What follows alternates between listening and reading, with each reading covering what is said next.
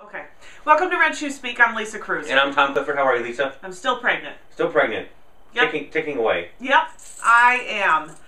So today we're going to talk a little bit about personal things that have been taking place. And I'll just kind of dive right in that my dad passed away a couple weeks ago. Yes.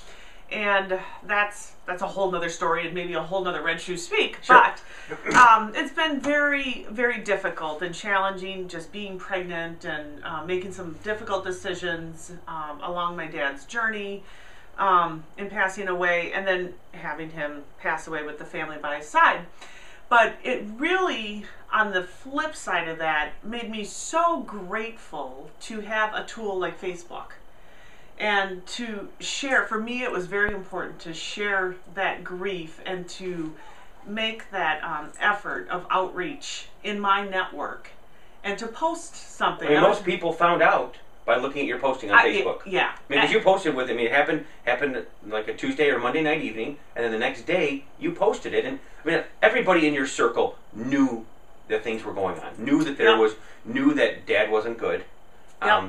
But that was your chosen tool to notify people. It really Days gone by, you would have picked up the phone and and the whole network would have gone that way. This was your tool. Yeah, this was so much easier to do. And I'll tell you, text messaging also was huge in this process. That's right. You had a conversation with you and your brother in Australia. Well, that was email, because we couldn't text for whatever reason because of the international lines. But my brother and sister, who were also driving in from Germantown and Fond du Lac, and we kept texting each other through the whole process. You know, when my dad was first admitted to the hospital, and I texted him and said, you know, Dad's not doing well.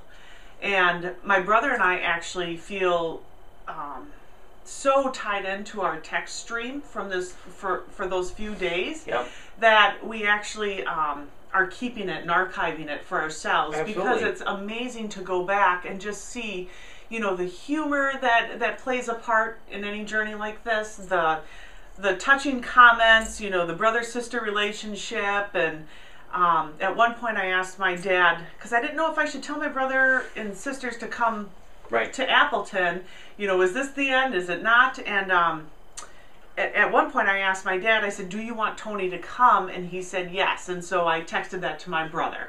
So it's just neat to go back and follow that trail of conversation. But then the posting on Facebook, and my dad touched a lot of lives. A lot of people knew my dad. And so it was really, really comforting to me. I don't know if everybody's comfortable doing that. Right. But to me, the messages that everybody posted on the front end of Facebook for public consumption, and I got a number of messages on the back end. Sure. That were very touching and helpful. You know, when you're like that, like, I don't know, I'm the type of person, I need strength from people, and I got that. And your life, as mine is kind of out there. It's an open book. It's not very hard. You just Google us, you know everything about us. And to be able to have people be your cheering section, or in this section a little, you know, to help buoy you up, that's kind of a neat thing. It is. I had another girlfriend of mine, I had her like texting me a prayer a day, you know, and I was just like, oh, this is the best thing ever. And with texting, you could be right by Dad's side. You didn't have to leave to go to a different room. You're by Dad's side the whole time, so potentially you could have had extra time with Dad. I mean, it's it's kind of a hard thing for, so I think, the older generation to understand. Yeah. I mean, I had a friend who just lost his wife to cancer, and he posted on Facebook about the situation, and he got a little bit of heat. He said just a little bit of heat. Yeah. But why did you do that? How could you do that? Well, for our generation, that's the conventional method. Yeah. That's what we do. I mean, you know, it's a lot easier to maybe post it onto Facebook or to tweet it, but that's how we react to things like that. Yeah. And I think that's the best we know. I think so too. And you know, it's not like I was going to post something that wasn't happening or, you know, gloss over this. This was a major event in my life. And so it just felt natural, and it felt reassuring to be able to post and get people's responses. And I felt like I was standing by my dad's bedside and I had this team of people behind me, kind of like that. Is it the Verizon? Yep. Commercials, yeah. Because everybody was in your network, and everybody was behind you, watching this all play out. We all knew, and we probably all said, collectively, what can we do to help? Yes. And possibly replying and adding our voice to that stream was probably the best thing we could do at that time. Yes. It was well needed, well appreciated, and it was a beautiful thing. It's a neat avenue to be able to do. But everybody's mileages vary. I mean, not everybody's going to do that. That worked well for you. Yep. Would probably work well for me and worked well for my my buddy. But it doesn't fit everybody. As a social media, everybody's different. Yeah, exactly. One shoe size doesn't fit all. That's right. This isn't a one-size-fit-all. Yeah, everybody totally does it totally different.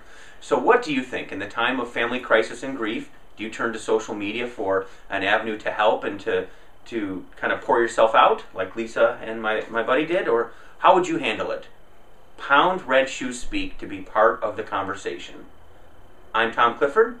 I'm Lisa Cruz. Thank you. Thank you. Oh, I'm so feisty today. Oh, you are.